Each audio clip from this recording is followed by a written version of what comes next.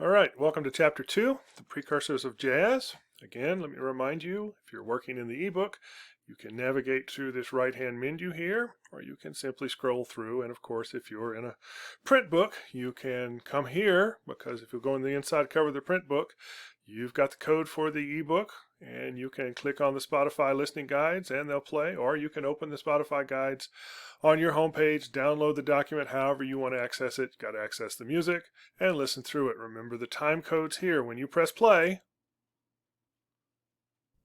the music begins to play and the time code runs, and it coincides with the time code in the active listening guide. Always very important.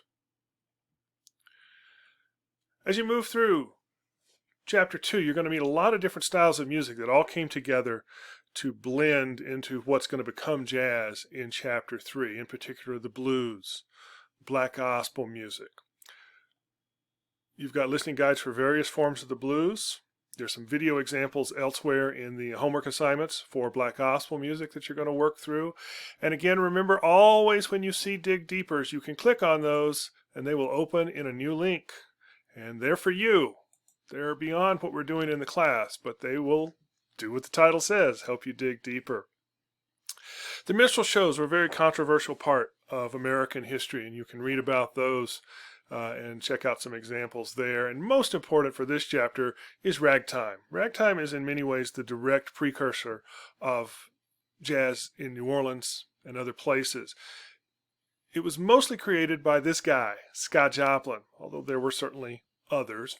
The thing is, Joplin viewed his music as classical music, and he actually has it all written down. Now, the truth is, he himself would sometimes add embellishments. That gets to be a complicated story.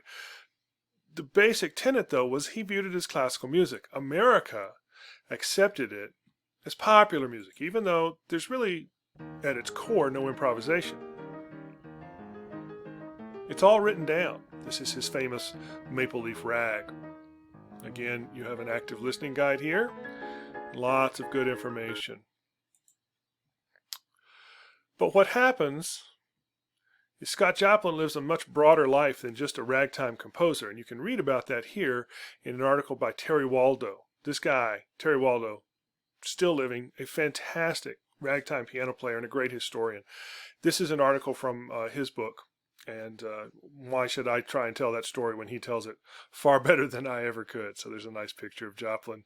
And once you get through that, we have to talk briefly about guys called the piano professors. Now, Joplin actually worked as a piano professor, but unlike some, he didn't really embellish or improvise much, like this guy. This is Jelly Roll Morton. Jelly Roll Morton enjoyed a great freedom to embellish and improvise, as you learned in previous sections of this chapter. And what he does, these guys start having these things called cutting contests. You can read about them right here. And they start showing each other up. And so one guy would sit down and play the Maple Leaf Rag, and then somebody else would sit down just to show off, play it twice as fast.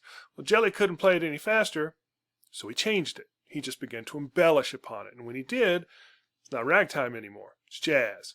You got one more element to really have everything come together, and you can sort of see it on the edge of this picture. You're going to see this picture in Chapter 3 as well. It's John Philip Sousa. It's the marching bands. Sousa and his band took the world by storm, and everywhere he traveled, after he left the President's Own, the Marine Band, he formed a civilian band, as you can read about in the book. He spawned imitators all around this country and eventually around the world. Little pop-up community bands start organizing and playing. This includes New Orleans, Louisiana. But in New Orleans, you have black and Creole musicians who enjoyed this freedom to embellish that we've talked about through this whole chapter. They start forming bands, and when they do, they start to add stuff that's not on the written page. And when you do that, it's jazz. Pretty cool. That's coming up in Chapter 3.